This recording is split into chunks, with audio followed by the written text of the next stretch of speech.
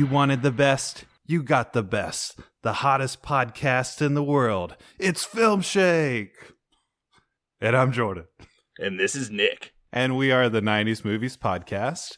This is episode 75. And we're talking about 1999 movies this year for the 25th anniversary. So today we are covering Detroit, Rock City, and The Mod Squad. The Mod Squad being our punishment movie. Because Nick, what happened last time on the podcast? You wanted trivia somehow. I don't know how. Actually, I forgot that I actually won.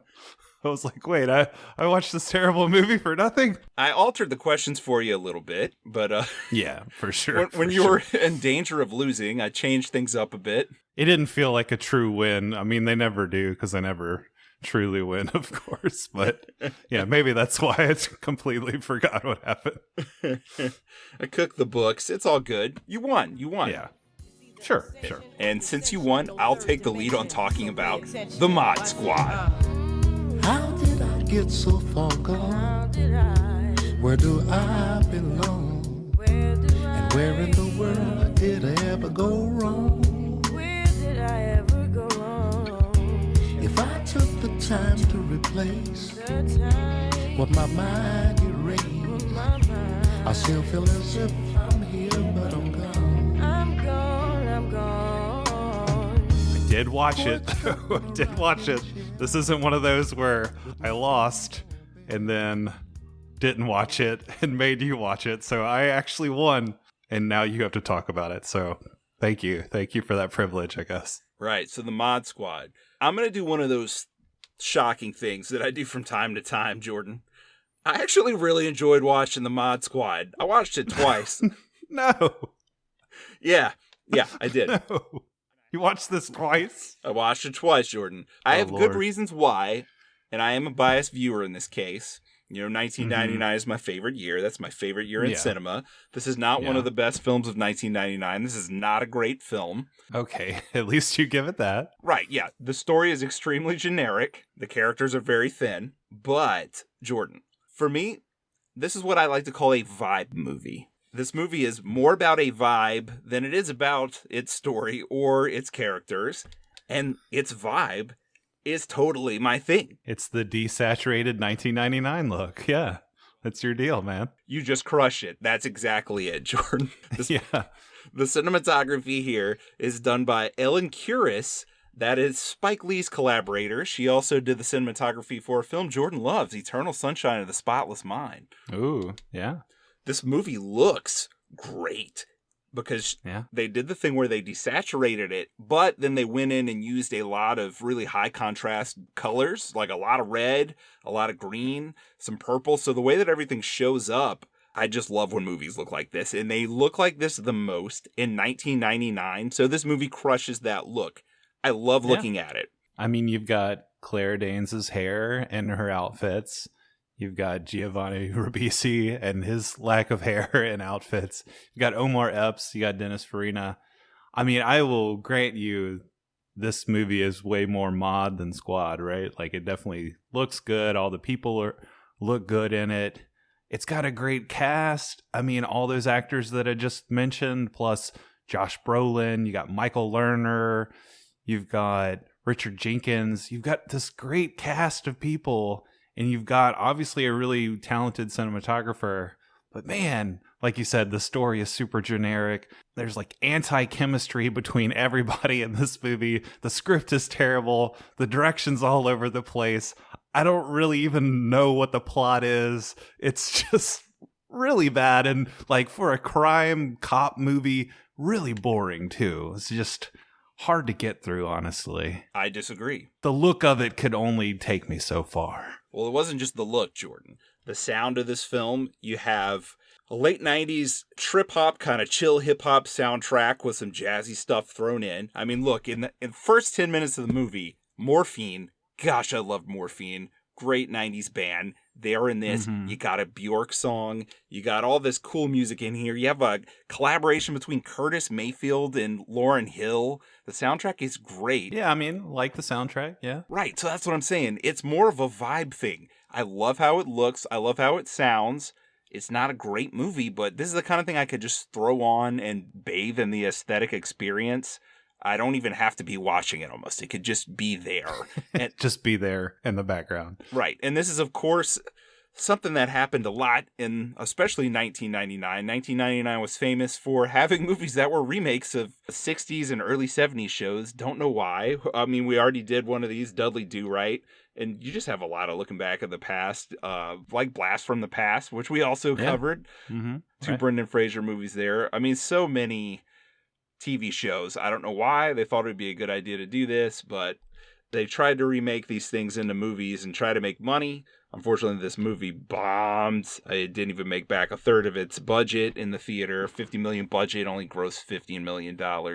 And the TV show, admittedly, I've watched a lot of old TV when I was a kid. I watched Nick at Night in the 80s when it was Dick Van Dyke in the Patty Duke Show. They didn't show the Mod Squad. They showed Dragnet and Get Smart, but not the Mod Squad, because it's not really the greatest show. It's just kind of a show for kids. So I was really surprised in the first 10 minutes of this when I heard multiple F-bombs and there's a sex scene. I don't know why this is rated R, but it is. I guess it's part of the aesthetic here. It's 99, man. You got to appeal to that Gen X crowd.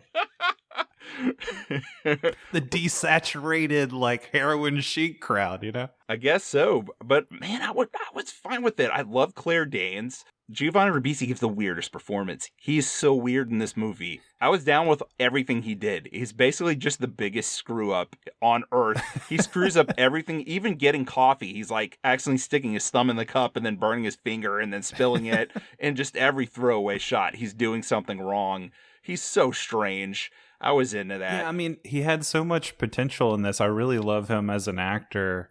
I just recently watched Suburbia from Linklater, a mid-90s movie with him in it, and just with a talented director and great script, he gives that same kind of like manic, screw-up, nihilistic, ranting vibe that they were kind of going for here with him to a degree, but I don't know. It just felt like everything had such potential in this, but it just fell short to me because I was digging some of the stuff that he was doing, but like you can only get so far with a really bad script. So some of his dialogue and all their dialogue was just like really flat, and the chemistry between the characters just like never really gelled. It just felt like nobody really cared a whole lot because I don't know, they couldn't put their heart into this because, again, back to what's written on the page just wasn't that inspiring, I imagine, for these actors. I think the scenes with Danes and Ribisi together, especially later in the film, are pretty fun. I will say I don't mind Omar Epps as an actor at all. And I should say the plot of this is just that the Mod Squad are three troubled teens who basically get one last chance from this police captain who's played by Dennis Farina, who says, hey, look, I won't bust you this time. You won't go to prison if you be this Mod Squad police unit that can go undercover. You're like cool, hip youngsters. You can go places we can't. Which makes no sense. Like on a tactical, like logistical level for a police officer, just be like, yes, you untrained juvenile delinquents, will make you cops now. Like, but I don't know, they're not even really cops. They're just basically like narcs. Like go in and hang out in sketchy places and give details on whatever sketchy person they catch in the act of something. Like Omar Epps basically just like chases one guy down, gets some information out of him and lets him go. But it's like, oh no, it's cops. So it's like, no, it's just like a bunch of kids that the cops like released back into the world. It's just kind of silly plot for sure. That's the TV show though. I mean, that's not on the movie. That's the plot of the TV show. And they don't get guns either. So they're almost unarmed throughout the movie. Ribisi's character, I thought, had some funny lines. And even his character, I like that he's just such a screw up.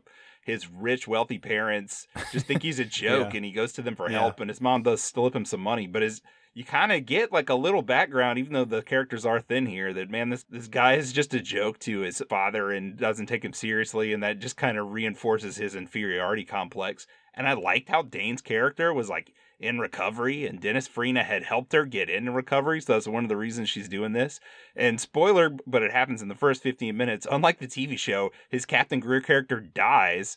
He gets framed and set up. The plot of this movie is something that I would have written in like a sophomore high school English class. It's just that all the cops are bad and they're doing a drug deal, and Dennis Farina was onto them and he gets killed, and the internal affairs is looking into it, but these three teenagers, really, they seem like they're in their early 20s. They're just totally on their own in this, which also I like that too. Again, the plot's not great.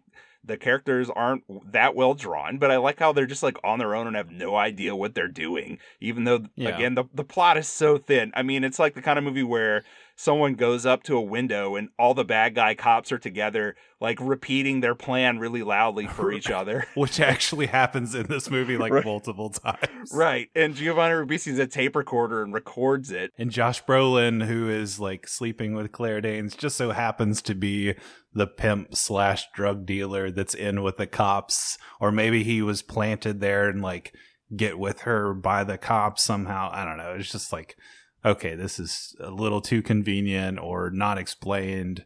All this is just really silly and doesn't make much sense. But okay, whatever. You know, it's based on a 60s show. All right, let's go with it. It's just not that entertaining to me. I forgave that. I mean, my score for this movie is only a 6 out of 10. It's not great. Yeah. I think that's better than a lot of the reviews that this movie got at the time. It got like a 3% of Rotten Tomatoes. But I thought it was cool. It looked good. It sounded good. I like Claire Danes in this. I like Ribisi. Even Omar Epps. I was thinking after I watched this, and I noticed someone else posted about this somewhere, that if Will Smith had been cast in this instead of Omar Epps, this movie might have had like a little bit more, it might have congealed together a little better. Maybe there would be more charisma in the film and maybe more energy, and maybe it would have been a minor hit with him involved instead. That feels like a slight on Omar Epps, though, and Omar Epps is my boy. Like, I love that dude. But yeah, he doesn't have a whole lot of charisma in this. He's very just wooden, like, because again, his character's super thin. There's nothing to really work with there. He's just kind of standing around looking at the waitresses in the creepy club that they have to go to. He does a good foot chase at one point, but other than that, he doesn't really have much to do. Yeah, and his character really, his trait is just that he's paranoid and he doesn't really trust people. So that kind of puts him at odds with everyone around him. But he's really quiet about that too. And again, I'm not trying to slight him. It's just, I mean, Will Smith in the late 90s is Will Smith. I mean, he could have done this instead of Wild Wild West, which no one could have made good, and maybe made this a little better. That's all I'm saying. Omar Epps in Wild Wild West and Will Smith in the Mod Squad. Yeah, that would have been rad. That would have been interesting. Just to give a shout out to not a 90s movie, but an Omar Epps movie from 2000. Just watched Love and Basketball, which is really great. He's really amazing in that. Have you seen that movie? A long, long time ago. In a basketball galaxy far, far away. I remember him being really good in that. That was a great role for him. Yeah, he had a great role in that. Yeah, it's just fantastic movie. Been getting into some more of his movies lately, so yeah, just hate to see his talent wasted in this trash. Yeah, and you get Eddie Griffin in here as his buddy for a minute, but they only have like one scene together. Which that even felt forced and just not funny. I don't know, it's just... But I think you're selling the sense of humor in this movie a little short. There is a really, really, really dark winking at how nasty Hollywood can be thing here. You get a lot of it with this gangster character who's also a music mogul, where he keeps talking about his band that rocks and that they rock really hard. And then whenever they land at the end of the movie, it's like these like it's Hanson. It's basically Hanson. They're all like, "We love you. Why are you leaving us?" And like giving him a hug, and it's real gross and icky, and everyone is grossed out by it. Yeah, that's super gross. And you see Omar Epps looking at him like, this is Michael Lerner's character you're talking about, but yeah, it's like, what the hell? Like, what is this guy? This is so creepy. And that's right after he asks him to dance to a jazz remake of These Are a Few of My Favorite Things from The Sound of Music, which is also, I thought, really a really strange, funny scene. I did laugh a decent amount. There's a funny scene where Giovanni Ribisi goes to a car wash and does a lot of stupid stuff. There's a through line here where Omar Epps' car just gets more and more destroyed through the movie. I think something that this movie is missing for me is one really awesome action scene. There's just a few like quick action beats. I really wanted a moment, especially near the end, where all three of them got in Omar Epps' beat up car and Claire Danes was in the backseat, and she was like, go, go, go. And then, like, they chased somebody, and there was, like, some carnage and wrecks and stuff. I feel like they could have done that with a 50 mil budget. I was sad that that was missing. I'm with you there. It definitely needed more action because there's multiple stakeout scenes where they're just kind of sitting in the car, or like they go to a place and then they have to wait. And then like even when you do have some of the action beats where like somebody is killed outside a trailer, it's just like poorly shot, and I don't know, it's just kind of clunky and doesn't really work that well. All right, so Jordan thinks this movie sucks, and a lot of people do. I'm very biased in that I enjoy its aesthetics. Also, when this movie again came out in 1999, my favorite year, that was the first time I went out to Southern California in the LA area. I feel like it captures the vibe of that area of that time really well. So if you're into that, it has that too. I think it's underrated. Jordan thinks it sucks. I don't think it delivers on an action level or a story level or a character level, but I've been collecting the official Dreamcast magazines that I missed from 1999. I almost had a complete set of those, and I got one in the mail the other day, and Sega spared no expense with that magazine. They got the best graphic designers to make that magazine look awesome. It's the best 1999 aesthetic, and honestly, this movie has Sega Dreamcast magazine aesthetic. Even if you look at the orange on the poster, that's what it reminds me of. So biased. This is a 6 out of 10 for me. I could watch this a bunch of times. I could throw this on in the background while I'm doing other stuff. I liked it. I wish there was more information about the movie out there. The Blu-ray has no extras other than the trailer. If you Google this movie, there's like hardly any information at all, because I'm sure they probably shot a lot of stuff that wasn't used. I'm sure this probably got hacked up a bit. They just wanted to bury it, man. They just wanted to get rid of this. Like, the world does not need more 1999's Mod Squad. Maybe that's what makes me like it more, too. Like, these three characters are underdogs. You're contrarian. They're outcasts. And this movie is an outcast. You like it because everybody hates it. Yeah, exactly. There are other people who like it. I found some others who get it, Jordan. Dude, their wardrobes in this. Your 1999 Mod Squad cult. The Levi's tie-in for this movie. They got their own tie-in with Levi's jeans. I'm just all about this. Yeah. This transports me to my favorite year, and damn it, you know what? I love it for that. I don't care what anyone says. I mean, I'm with you on the vibe. I'm with you on the aesthetic, for sure. I just wish the story and the writing and the directing and the acting and everything else were good. All right. I guess we can move on then. What score would you give this? Like 1 out of 5. Dang, that's low, man. Yeah, we watched some bad movies for this podcast, and you haven't given a score that low often. And my feelings are a little hurt here for the Mod Squad. Flopped at the box office, underappreciated. My co-host hates it. I'm the only one who loves you. No, it's not true. That's what Jordan's trying to make me feel isolated and alone. There are other people who love the Mod Squad, like 10 people. My 10 people out there. That's right. Who love 1999's The Mod Squad. You reach out to those 10 for support. Right, and you can reach out to me at filmshakepodcast@gmail.com. There you go. Email us there, and we'll start a group together, a support group. Just like how Claire Danes goes to AA, her character in this movie, we can go to a support group, the Mod Squad Anonymous. Sitting around a circle and hold the DVD. That's right. No, there's a Blu-ray, like I said, with no extras, just a trailer. Okay. I guess it'll never get a 4K. Well, you know what should have a 4K if it doesn't? 1999's Detroit Rock City.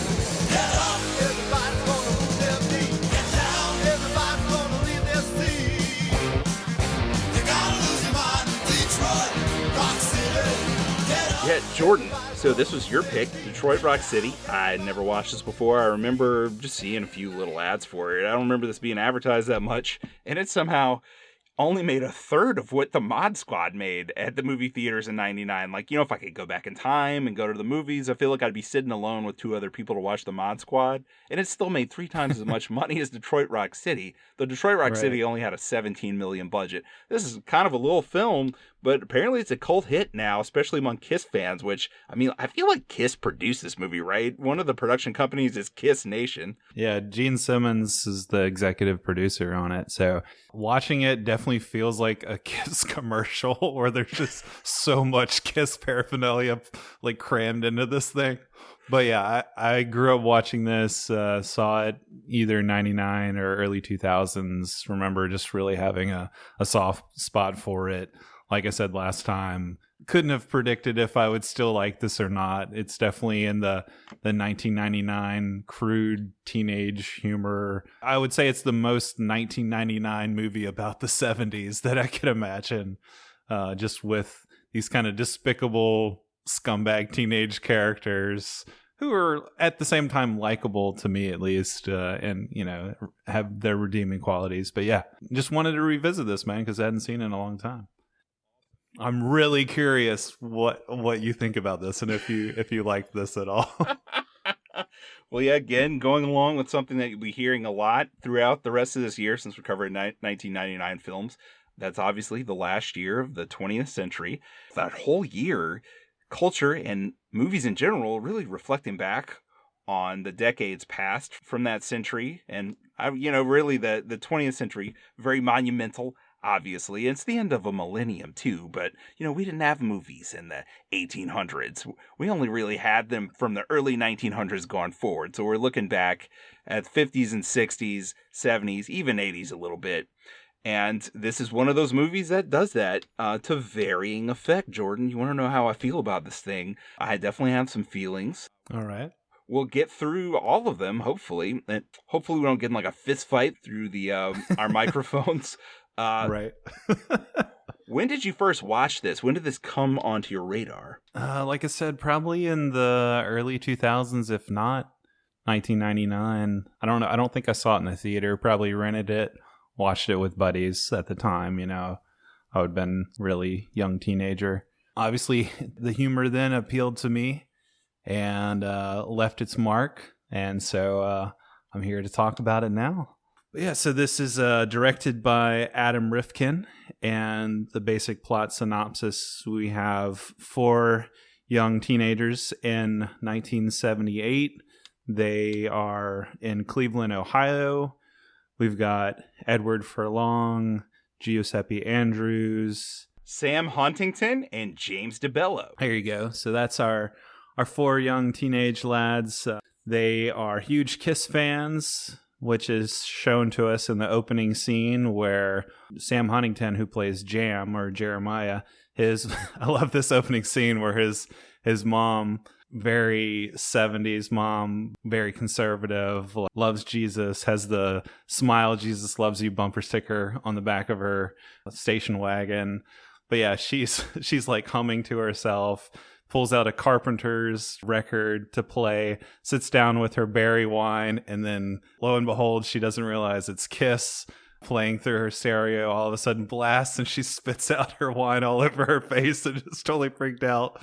And then we see her rush to Giuseppe Andrews. He and the other guys are in a band together. They're in the basement of this character, Lex, played by Andrews, and they're jamming out. It's just raunchy, obviously smoking weed, got like Hustler magazines all over the floor, Kiss paraphernalia everywhere. They're obviously just like a bunch of kind of grungy hard rock fans in a band called Mystery, with the S looking like the Kiss S. But yeah, then the mom like busts up on them and like makes the young boy Jam come home and clean up his act and throws away his Kiss record in the garbage. But yeah, so that kind of gives you our introduction to these kids, and the whole plot of the movie is basically them trying to go to Detroit to see Kiss in concert and the different kind of hiccups and bumps along the road as they try and get there.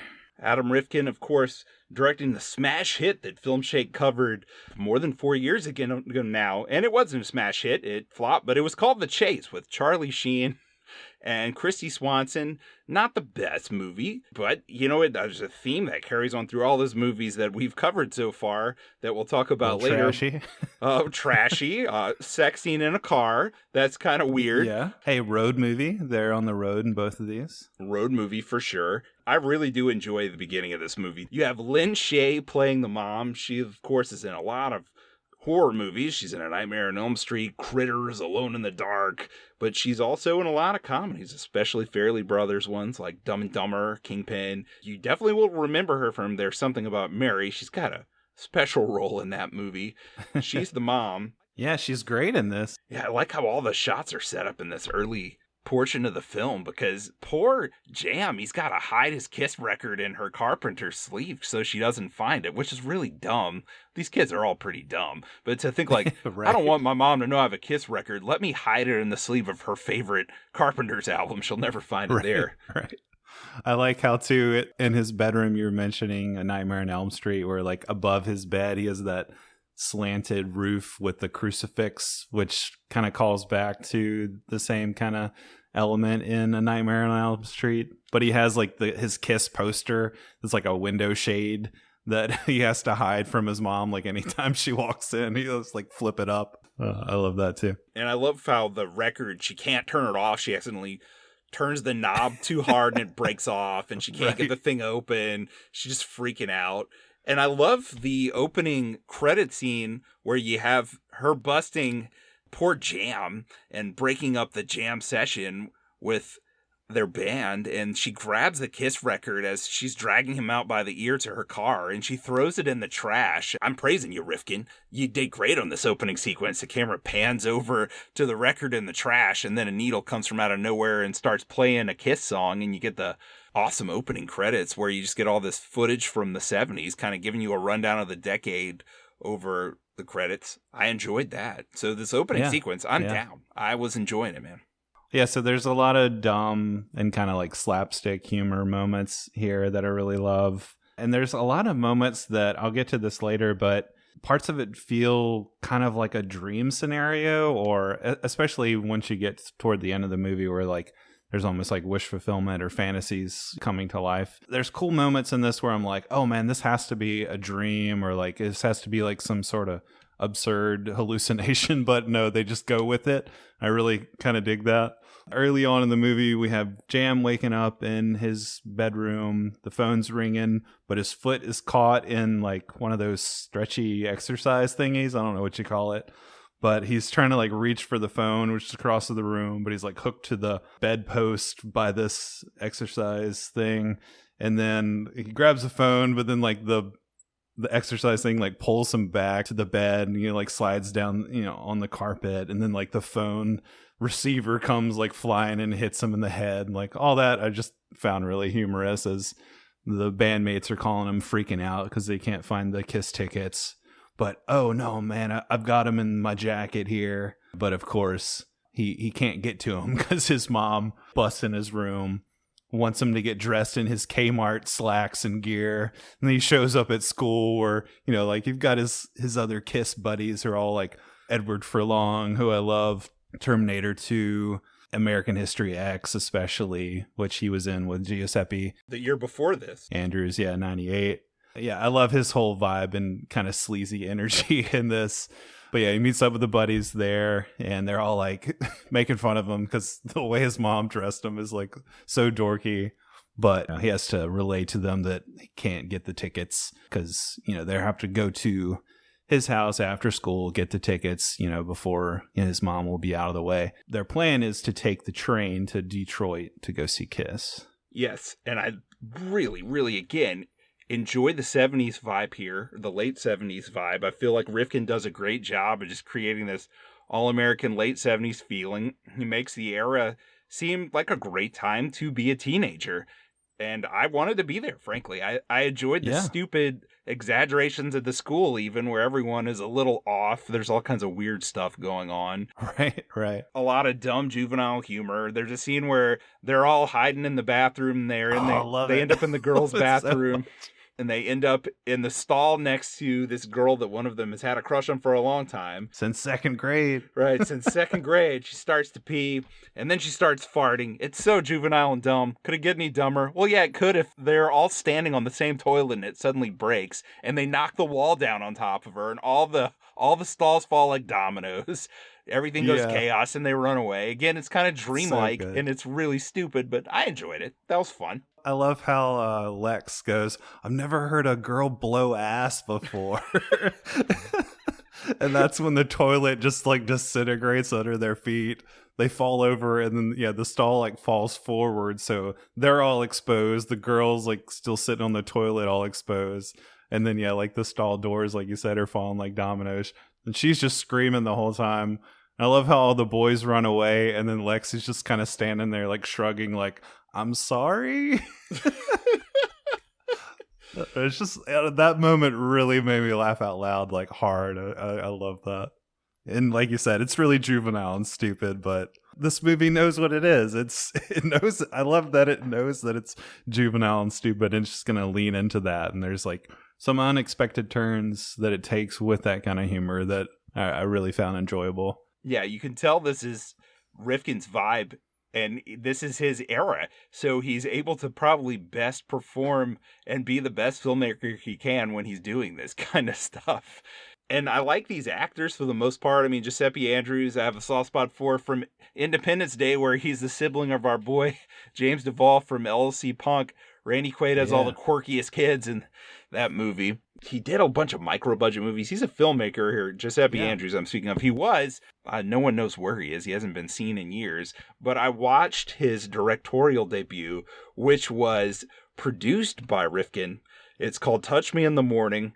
And it's a trauma film, right? It's a trauma movie. I read your review on Letterboxd. Yeah, it sounds pretty messed up. It's extremely messed up. It's like the weirdest mix of sweetness, mostly because Giuseppe Andrews has this weird, sweet innocence about him, and just total grotesquerie, total debauchery. I feel like I may be scarred from life from watching it, but at the same time, there's just something about it. It takes place in a trailer park, which Giuseppe Andrews is from and lived in a trailer park. So there's something really middle America about that movie I really enjoyed a lot that I feel like he captured well.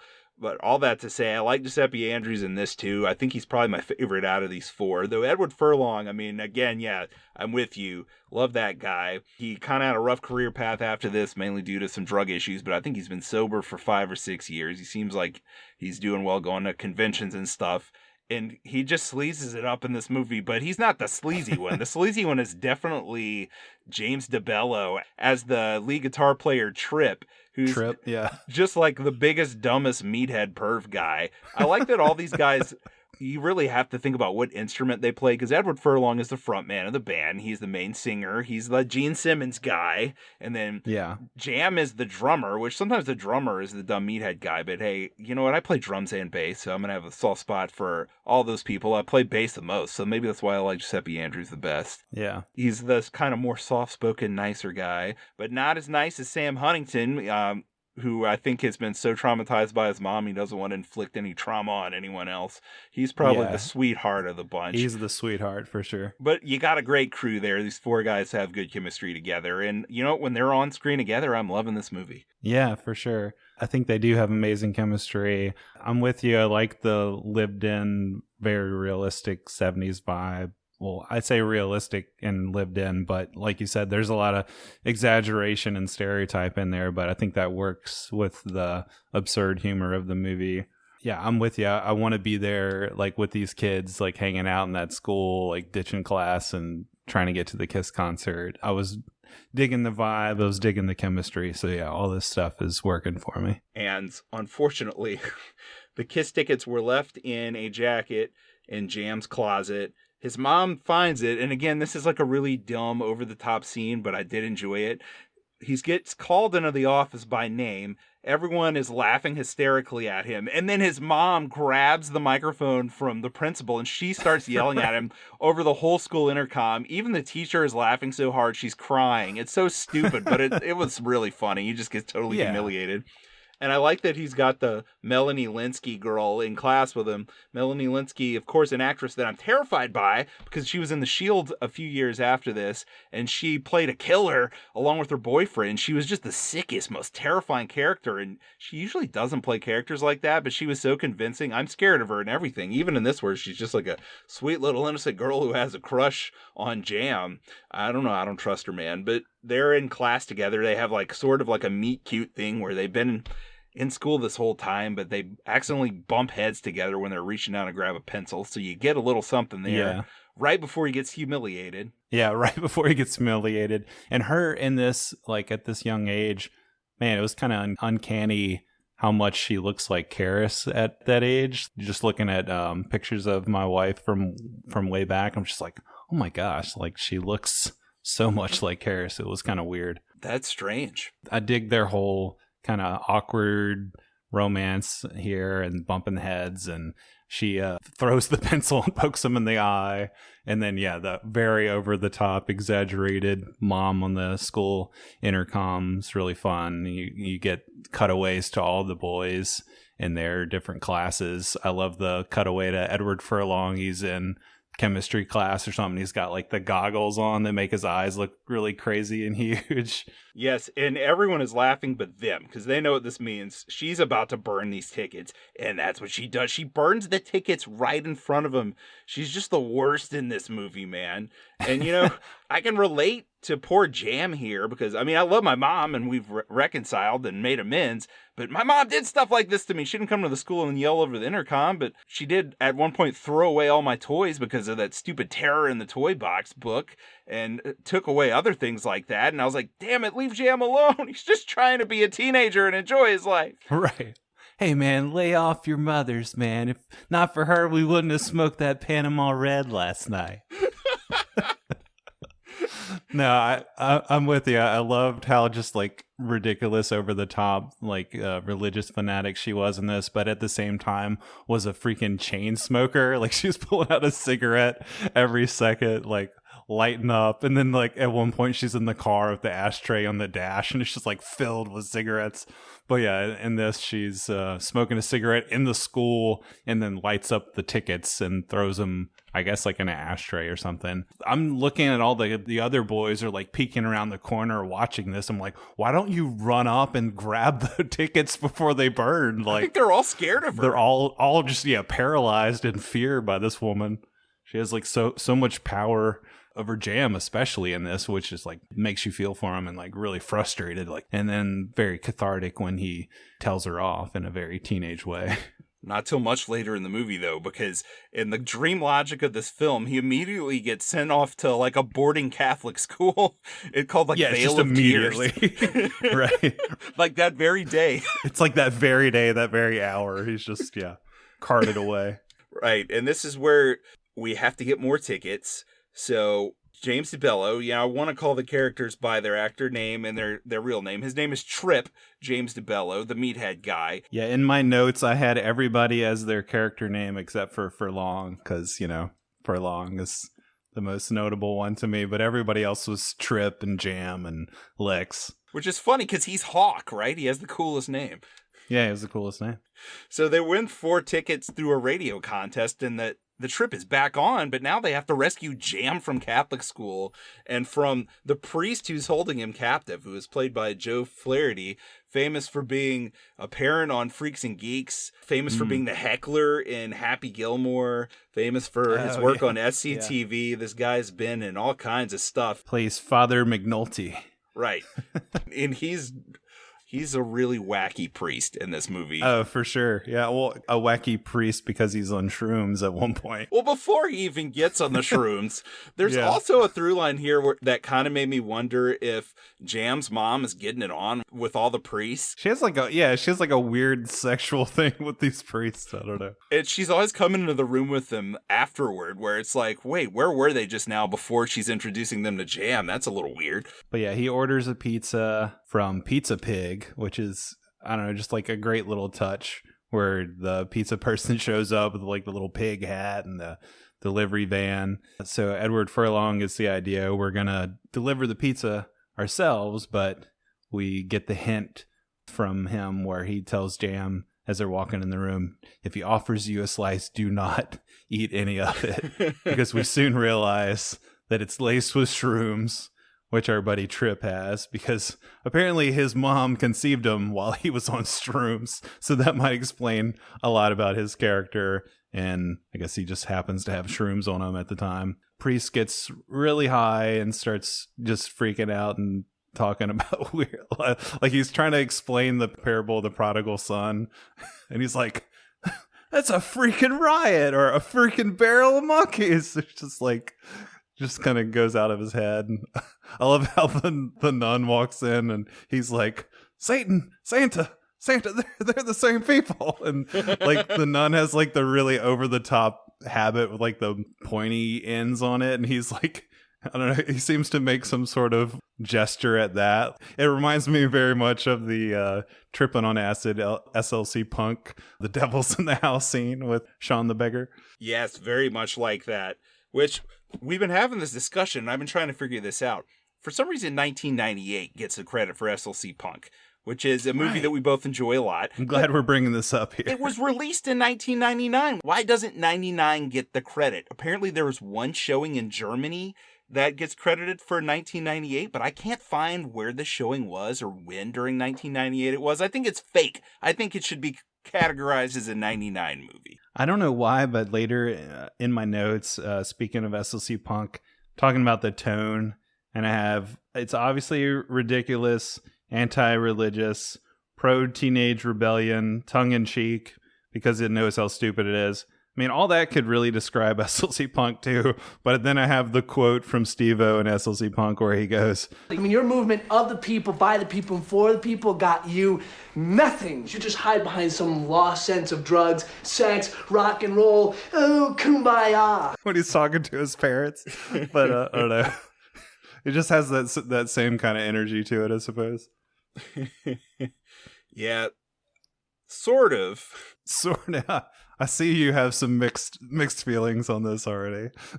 You're hinting at. We rescue Jam. We're in the car. We're driving off. So far, I've really enjoyed this movie a lot, even though it's real stupid. It's real dumb, but I've enjoyed it a good bit. A lot of good momentum there.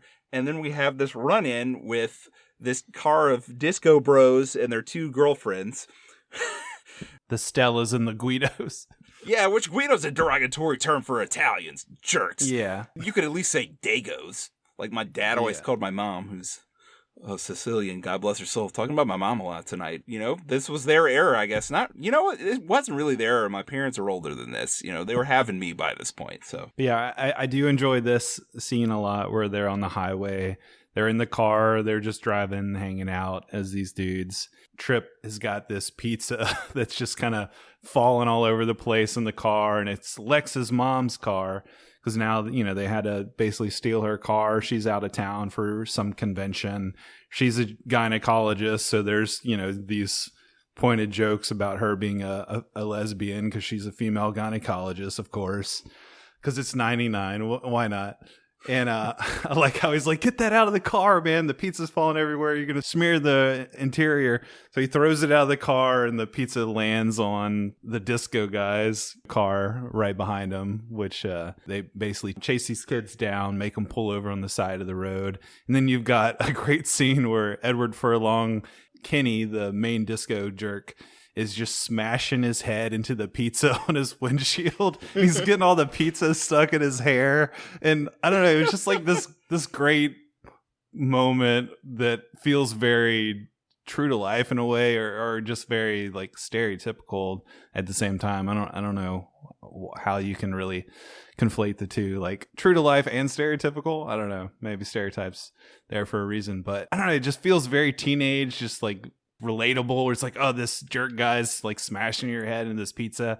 But then comes into like the fantasy wish fulfillment moment where Edward Furlong turns around, knees the dude in the nuts, whips out a cigarette, looking cool. Then all the kids like kind of come together as this band where they take off their belt buckles and get out their drumsticks and their chain wallet, and they're gonna like beat up the other probably 30-year-old disco guy.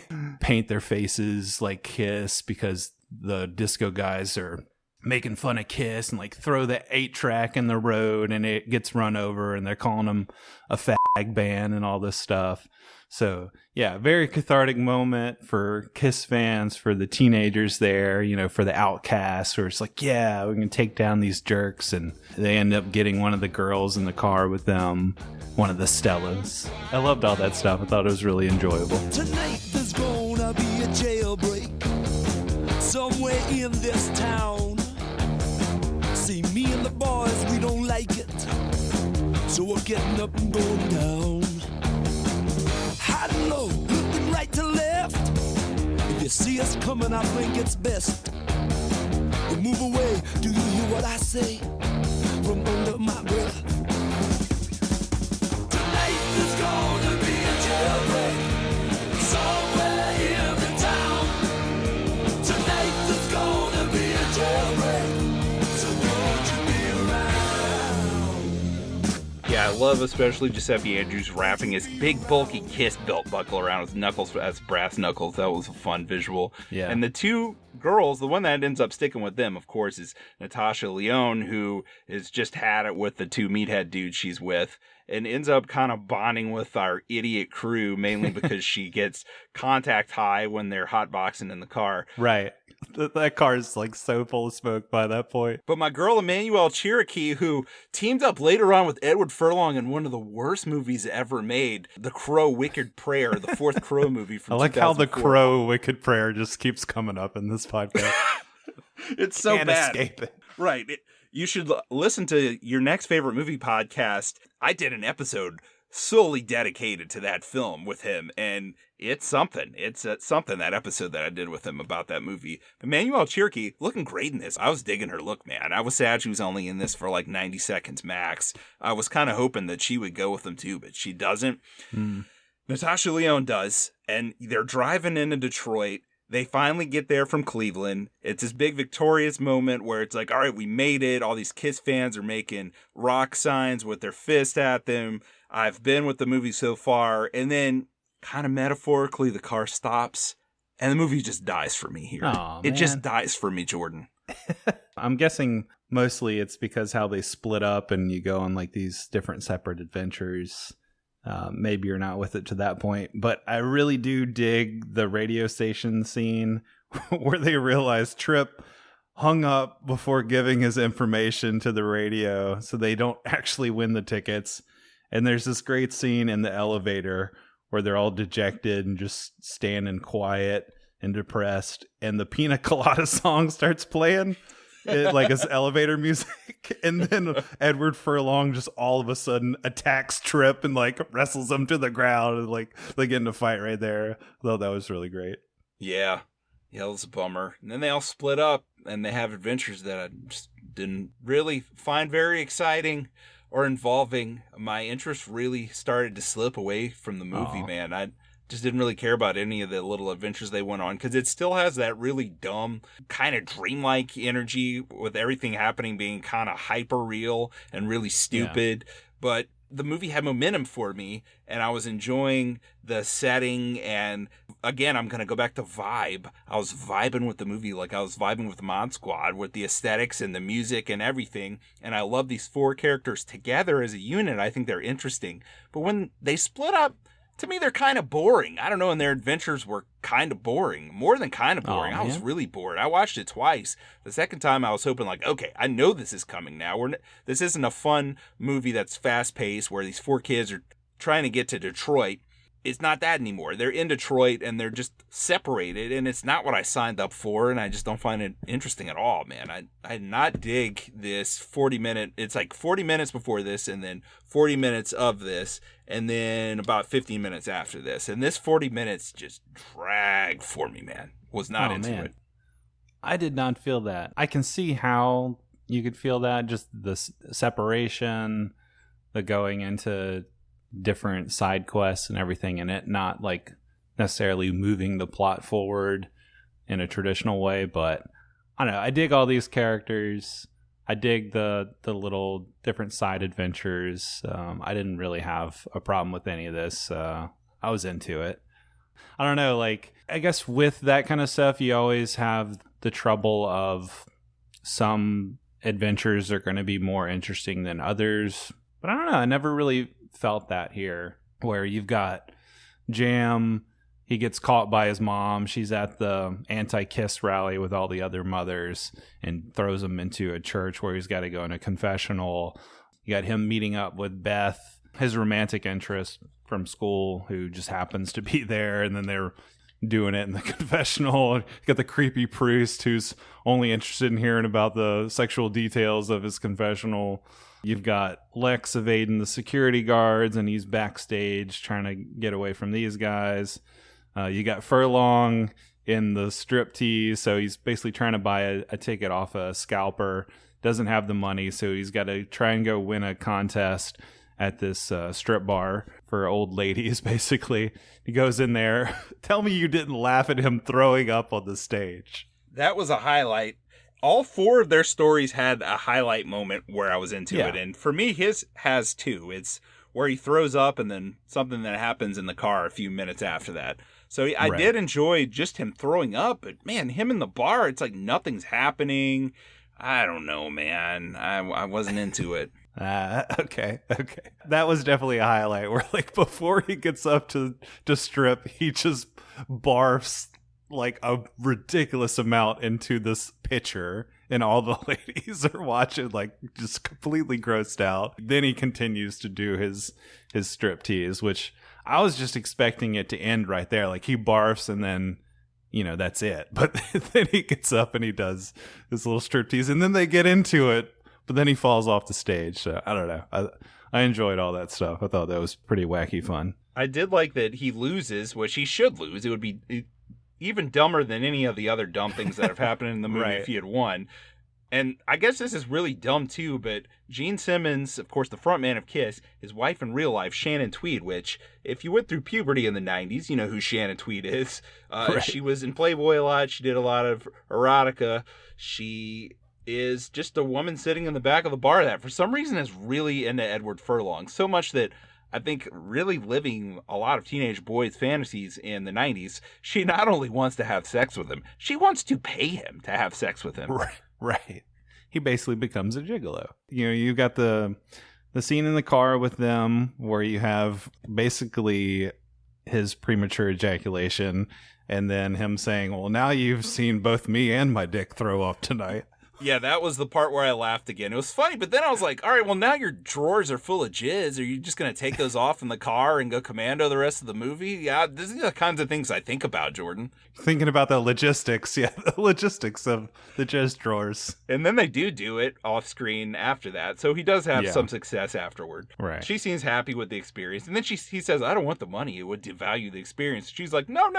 You're a sweet kid. I know you wanted to do something with the money. I'll give it to you anyway. Just think about it as not for the sex. It's just because I want to give it to you.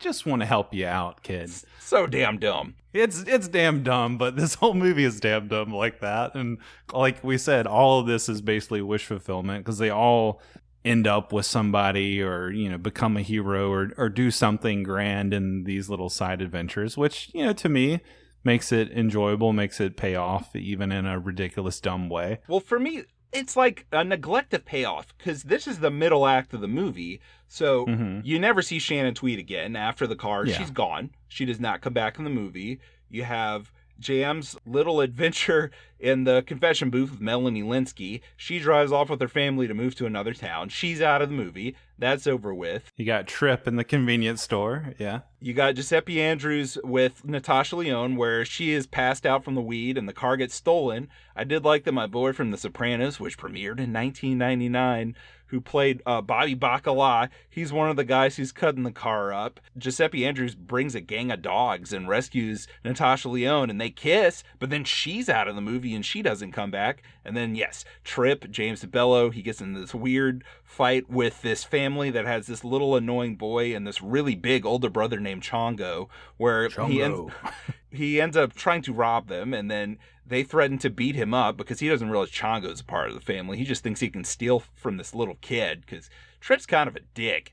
And the little kid's like, oh, please don't hurt me. I'm so scared of you. But you might be even more scared of my 8-foot-tall brother Chongo. And then Chongo threatens him. So then Trip thinks, oh, I guess I'm going to have to rob the store. You do get an amusing moment where the floating heads of all his friends are like, bro, you really going to rob the store?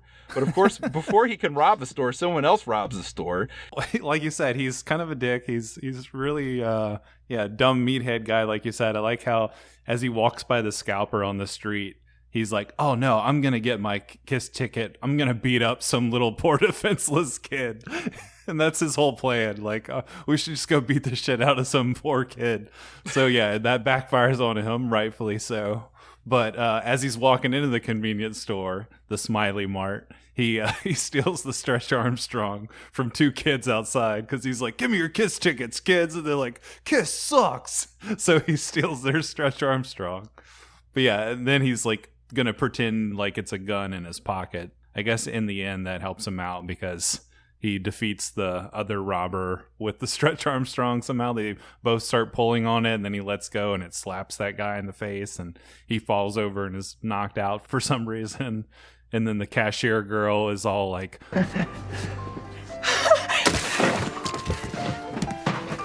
Thank you. Who are you? They call me Dr. Love. I'm sailing away. Set an open course for the virgin sea. 'Cause I've got to be free to face a life that's ahead of me. all this was ridiculous wish fulfillment for sure.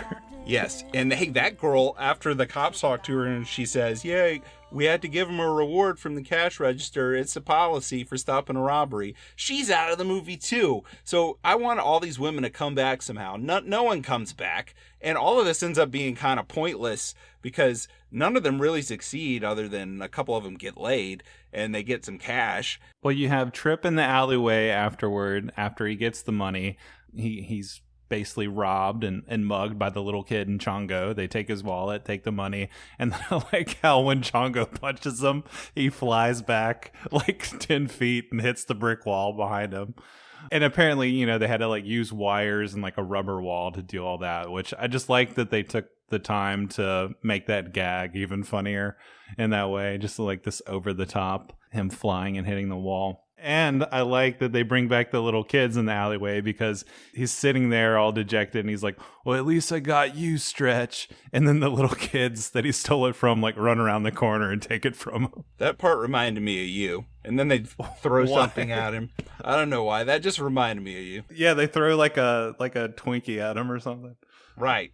I do like how the four guys just all walk into the alley and see each other at the same time. They're all making the same face like, I didn't get the tickets. And then I did enjoy how they come up with the idea, what if we just beat the crap out of each other so it looks like we're mugged and then go to the show and say that we were robbed of our tickets. They'll take sympathy on us and give us the tickets, which is so stupid. But I enjoyed watching them just beat the crap out of each other and there's fake blood everywhere. That was pretty awesome. Right. I was not expecting watching this. They're basically I think it's Tripp who has the idea. It's like, what if we just beat the shit out of each other? And Edward Furlong's like, okay, why not? And then they do it. And I'm like, wait, really?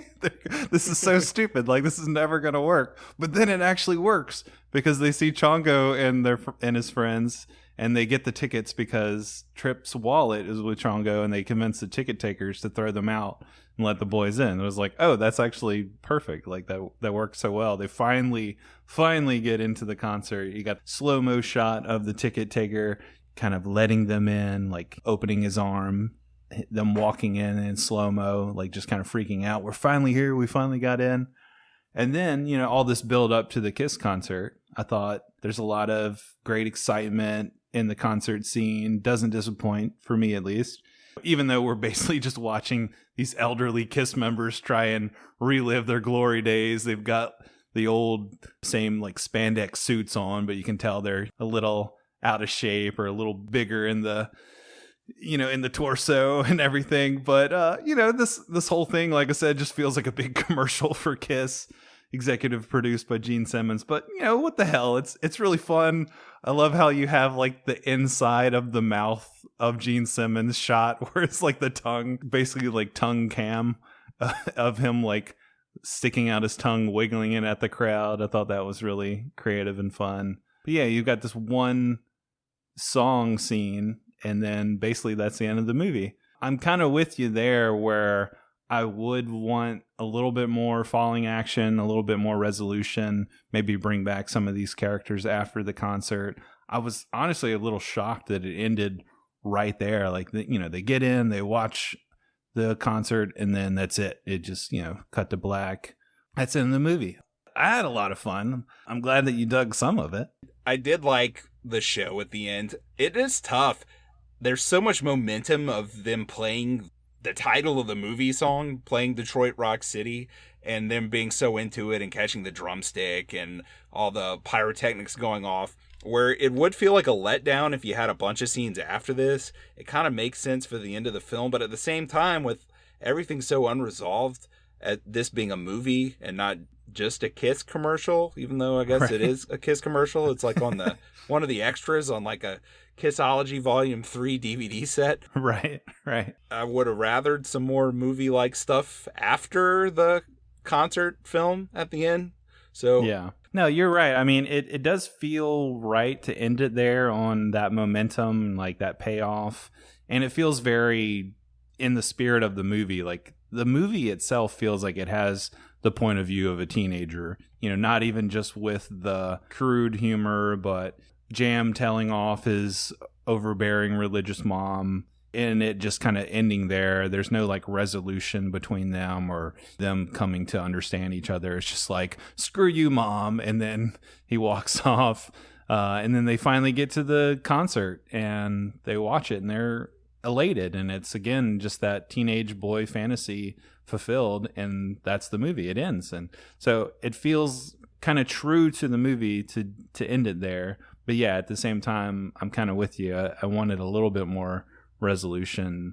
And honestly, I just kind of wanted to hang out with these characters some more and be in that world. I was down for some more of it afterwards, Well, that's another issue there. I enjoyed the first 40 minutes of them being together, and then you split them up for such a long time. I mean, really more than half the movie. It's like you finally got them back together, and then the movie's over. Yeah, I feel you on that for sure. Well, I guess let me praise one other aspect of this movie. This is an important thing to praise.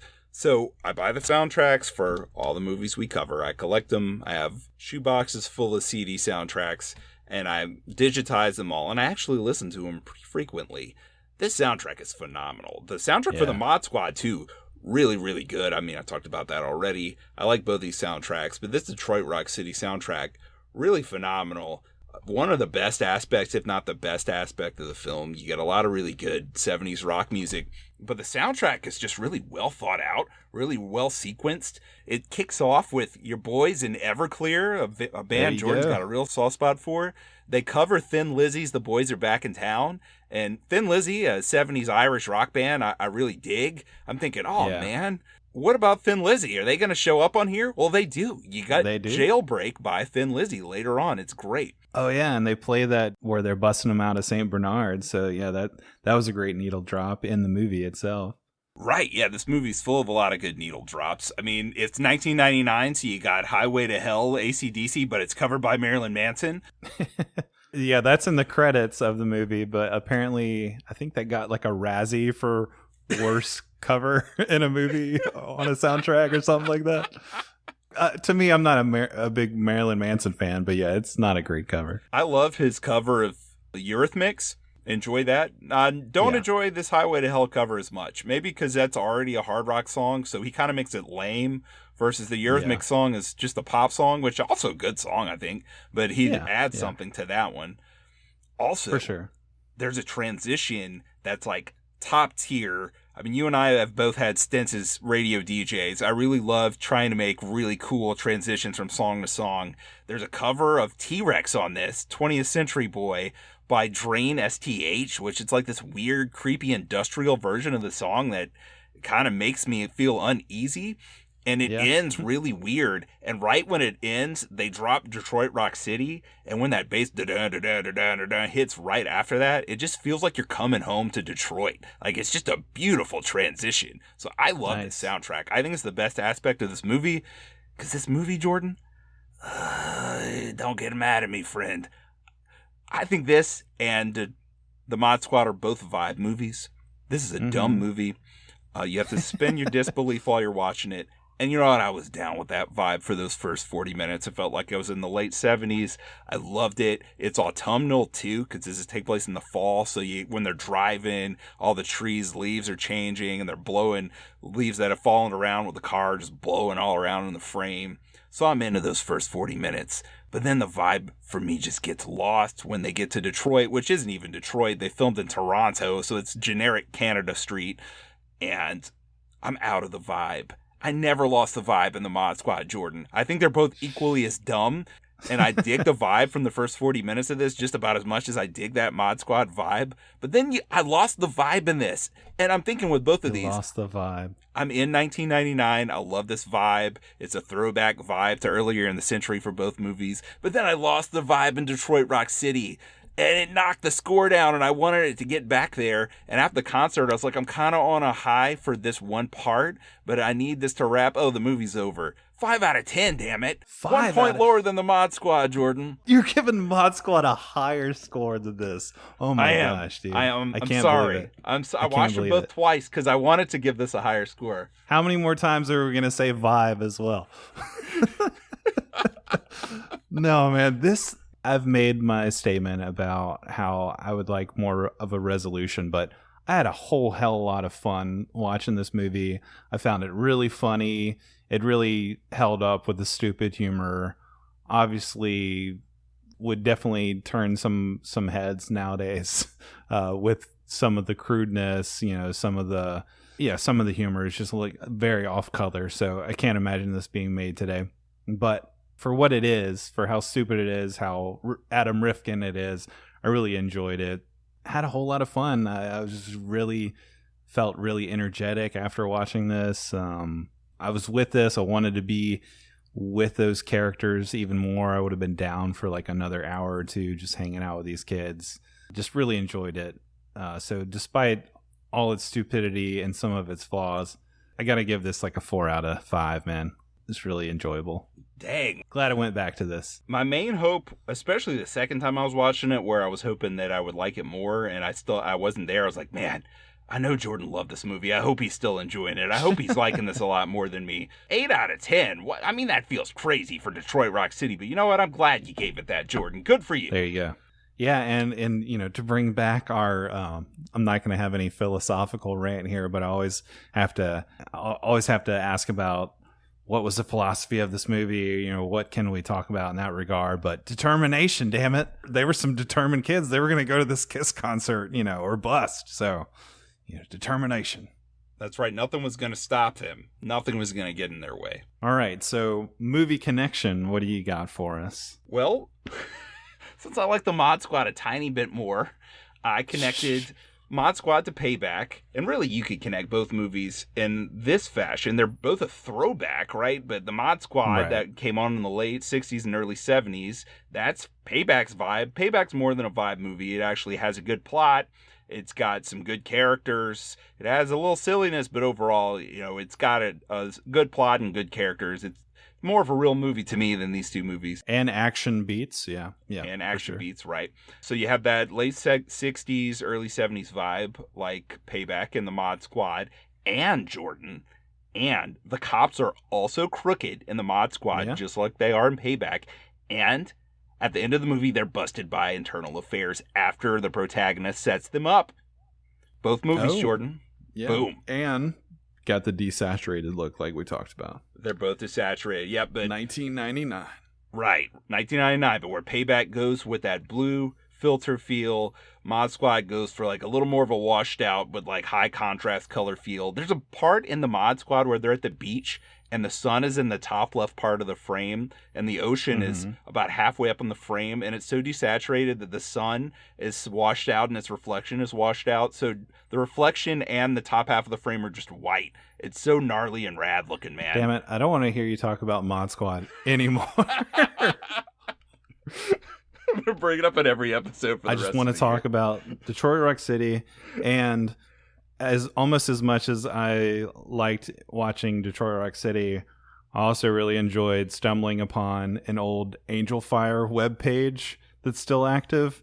That's all about, well, it's not all about Detroit Rock City, but it's somebody created this Angel Fire webpage in '99, and they have a section of the webpage dedicated to Giuseppe Andrews. So you've got a bunch of like old scanned in photos from the movie and like a biography and a filmography for Andrews. And I actually found a 50 question list of trivia questions on this Angel Fire webpage. So I took some of my trivia questions just kind of in honor of this very antiquated time capsule of a webpage and put it into my trivia battle questions here for you tonight. So are you ready for the trivia battle? Hold it! Pop quiz, hot shot. I guess. So I'm doing a brave thing here where I'm going to actually ask you questions about the movie you just watched twice. So I'm pretty confident that I'm going to lose. But again, I had to pay tribute to the Angel Fire. Man, I'm a little scared because what if it was when I was zoning out in the middle part? I don't know, man. Yeah, I'm going to look for those in here. Hold on. All right. Angel Fire was rad. I had a GeoCity site back in 1999, but I think it was pretty much just pictures of Obi-Wan Kenobi and Anna Kournikova.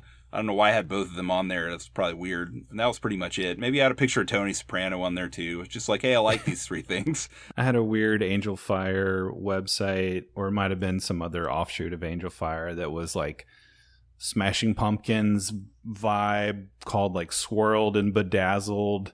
And it was like where I posted my really bad lyrics and poetry for my middle school friends.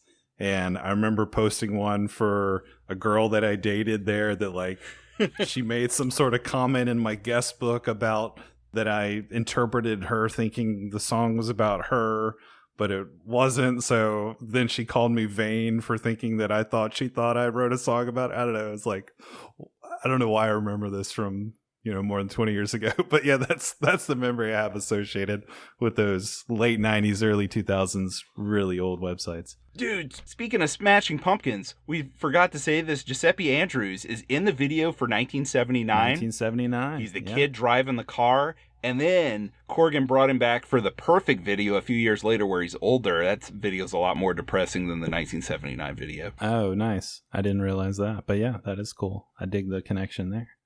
But yeah, it's just it's a nice little gem on the internet. If you go searching for Detroit Rock City trivia, you might stumble upon this old Angel Fire website. So I dig that stuff is like still alive and out there on the net. That's pretty cool. Well, Jordan, you're not going to believe this. My questions are based on the Mod Squad. The TV show or the movie? So we didn't mention this. The Crooked Cops are played by some pretty big actors, or at least actors that played cops a lot. Richard Jenkins, yeah. Right, you got Steve Harris in there, but yes, Richard Jenkins. All my questions are based on Richard Jenkins because Jordan, nice.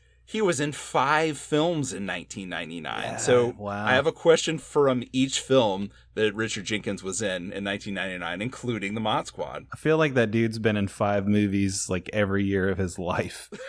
He's in so many freaking movies. His ultrasound was in a movie when he was in his mother's womb. 5 movies, yeah. Yeah. 5 of them. All right, I'll go first. I'll ask the easiest one first. 1999's Harrison Ford drama Random Hearts was directed by A. Ridley Scott, B. Ivan Reitman, C. Sidney Pollack, or D. James L. Brooks. Sidney Pollack. Thank you, Pure Cinema Podcast. Yes, I knew you listened to that, so I knew you would get this one right. I wanted you to start off well. Thank you, sir. You're welcome. Which, by the way, I picked the next movie and the punishment for the next movie, so if I lose, I'll be punishing myself. Okay. All right, so at the beginning of the movie, we see Mrs. Bruce descend the stairs, anticipating relaxing in her recliner while listening to the Carpenters. Which Carpenter song was she softly singing? Was it Close to You? We've Only Just Begun? Rainy Days and Mondays? Or On Top of the World? I don't know. B. Which one was that? I don't know. Whatever B was. Oh, damn it. You just guessed right. We've only just begun. Nice. Which is clever because the movie has only just begun at that point. Oh, that is clever, Jordan. The beginning is the most clever part of the film. Man, all the Kiss fans who are going to stumble upon our episode while thinking, man, there needs to be more Detroit Rock City podcasts. They're going to be like, what is this Nick guy's address? I salute you, Kiss fans. Yes, come mug, or bring Chongo and come mug our good friend Nick here for his blasphemy. They're be pulling off their Kiss belt buckles and getting ready. They're probably all like 80 years old at this point. Yeah. I never really got Kiss, man. I don't know. I had an uncle who was really into them. And I'm like a metal dude. I mean, I love like Sabbath and Deep Purple and stuff, but I don't know. Kiss. Yeah. There's a really funny joke in this movie that not a lot of people will get, where they're in the disco car. One? Yes, that's it. They're talking about how lame disco is. And then they're like, dude, Kiss will never make a disco song. And they did, like, the year after this movie is set. Right, which is pretty funny. But yeah, I never really got Kiss, too. I was not into the face paint. I was not into most of their music. Feels pretty cheesy. But it's hard to deny Rock and Roll All Night. That's a pretty fun, catchy song. Like, been played to death for sure, but something you can enjoy. They do have some fun songs. I mean, I like the title song from the movie. And it's weird. They had this weird Kiss-a-sauce at this time. They had this movie in 99. The next year, I talked about the Dreamcast already. Jordan, they had their own Sega Dreamcast first-person shooter, Kiss Psycho Circus. It was horrible. That's crazy. But they did have it. Hey, my boys, The Replacements, they did a Kiss cover. So what song did they cover, Jordan? I don't know. It was on Let It Be. I think it was. I don't know. It feels like you're stalling. Answer this question. All right. Give it to me. We just watched The Mod Squad. What was Richard Jenkins' character's name in that movie? Was it Ralph Watershed, Bob Mothershed, Bob Waterford, or Robert Jenkins? Watershed? Wrong. Bob Mothershed. Oh, Mothershed. Damn it. Oh, yeah, it was Bob. Yeah, because Giovanni Ribisi's like, Yeah, Bob.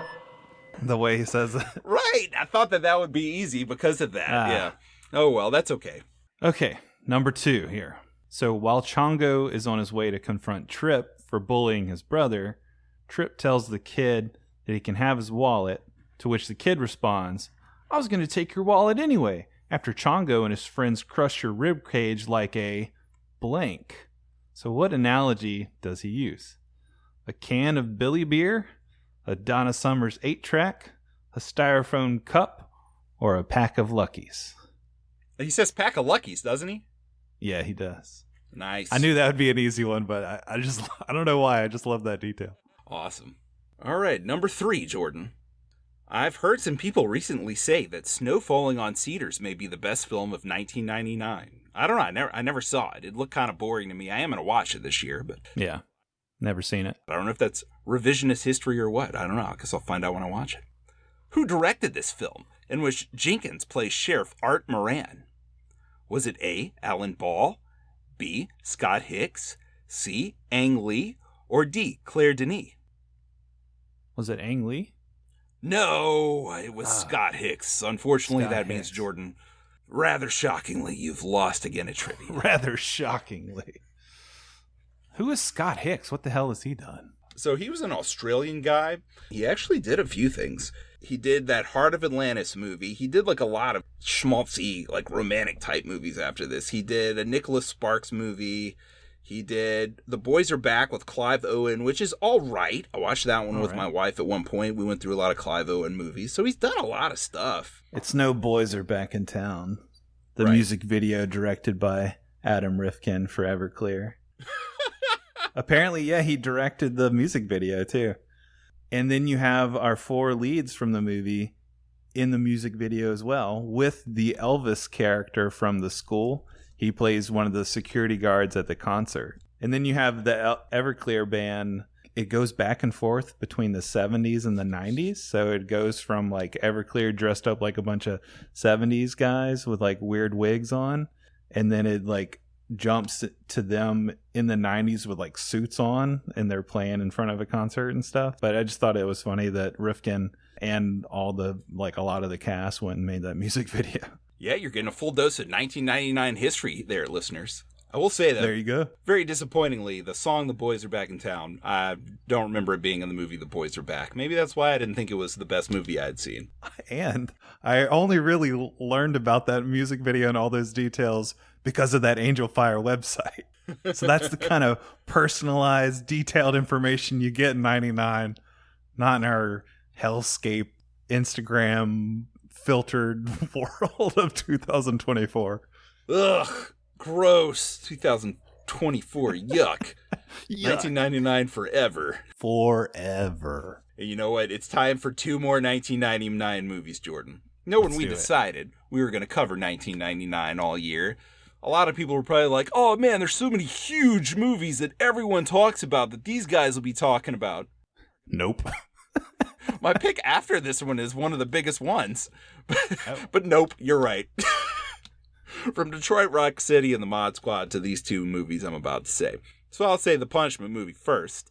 The Mod Squad starred Giovanni Ribisi, not his only 1999 movie. He did another critically panned movie that year, Jordan. You know, Mod Squad only got a 3% on Rotten Tomatoes, which I don't put a ton of stock in Rotten Tomatoes. 29%'s pretty bad, and that's what The Other Sister got. Directed by Gary Marshall, starring Ribisi and Juliette Lewis. That will be the Punishment film. All right. Should be a good time. I did not know about this film at all until doing my research for this episode. So yeah, that'll be interesting. I remember seeing the trailer for it and thinking, this feels like it's in bad taste. I don't know. I don't even know what it's about. What is it about? It's about the other sister. She's not quite right in the head, Jordan. Neither is Giovanni Ribisi's character. He's not quite right in the head either. Gotcha. But these 2 crazy kids are going to find love together to the tune of 29% on Rotten Tomatoes. Is this his his attempt at Oscar nomination? He's going to play like a mildly mentally challenged person. Right. I think unfortunately he went the route they say you shouldn't go in Tropic Thunder. Full retard. And he didn't win. He didn't win an award there. Yeah, I just watched. Speaking of, that's strange that comes up because I just watched Tropic Thunder for the first time. You might have seen my Letterboxd review of 2 stars, but I was not into it. What the hell? I was not into it, man. Get out of here. Somehow I love this dumb humor in Detroit Rock City from '99, but couldn't get into the mid 2000s humor of Tropic Thunder. I just did not laugh at all watching that. What? What? You didn't laugh at all? No. In Tropic Thunder? No. I mean, I might have smiled or smirked a little bit here and there, but it mostly didn't land for me. I don't know, man. Not even on What Do You Mean, You People? Not even on that? I don't know. It's just a weird time of comedy, and I just remember not being into it at the time when it came out. I didn't fully watch it. I watched like the first 15 minutes at a friend's house, and I was just like, oh, I'm not into this. And I don't know if it just calls back to that time in my life or what, but I don't know. It's just like all the humor felt like really dated and just like not funny. All right, listeners, let's move on from this traumatic conversation as quickly as possible to our main film for the next episode, which may cause some trauma. This is directed by Joel Schumacher. I don't think we've said his name yet on Filmshake somehow. Jordan, you want some Nick Cage, buddy? You want some Nick Cage? Yeah. He did a couple movies in 1999. One of them is 8mm, directed by Joel Schumacher, written by Andrew Kevin Walker. Grossed almost $100 million at the box office, which is more than double his budget. Decent little hit there, but some dark content involved. Damn, yeah, this is pretty dark. You got Joaquin Phoenix. You got James Gandolfini during the same year that he premiered as Tony Soprano. Peter Stormare. Jordan, I've never watched this. I've always wanted to watch it and just was looking for an excuse. Let's cover this movie, Jordan. It's 1999. Let's do it. All right. I have seen this before. It's been a long time, but you're right. It is a dark-ass movie, so you might regret your choice here. I mean, unless you're into snuff films or something, but yeah. Yeah, okay, The Other Sister in 8mm. Did not see that coming. That was my intention. I figured if 8mm is really that dark, what's the dumbest thing we could pair that with? And it was The Other Sister, so there we go. The Other Sister at 8mm coming next time on Filmshake. I hope you can't wait. All right, I can't wait. I don't know. All right, yeah. I'm excited. Wow. Okay. Well, thank you guys for listening. We appreciate everybody who listens and supports the show. So if you do want to support us on our Patreon, we have a Patreon for bonus content, or you can sign up for at least $3 a month, get bonus content. Nick's going to be doing some special episodes for our $5 subscribers, personalizing their episodes. Anything you want us to talk about, or want Nick to talk about at least, you can get it there on our Patreon. So go to patreon.com/filmshake. You can also reach out to us by email at filmshakepodcast@gmail.com. And thanks again for listening. We appreciate all you guys. We'll catch you next time for more Filmshake. Take it easy.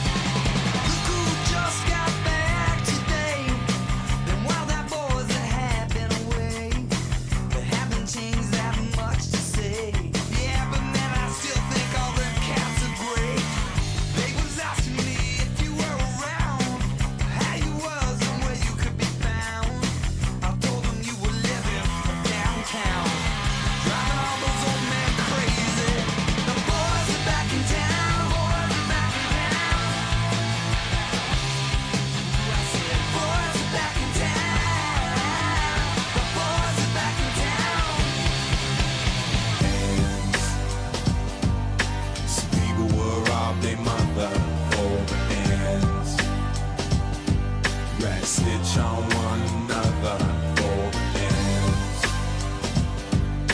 Sometimes kids get murdered for ends.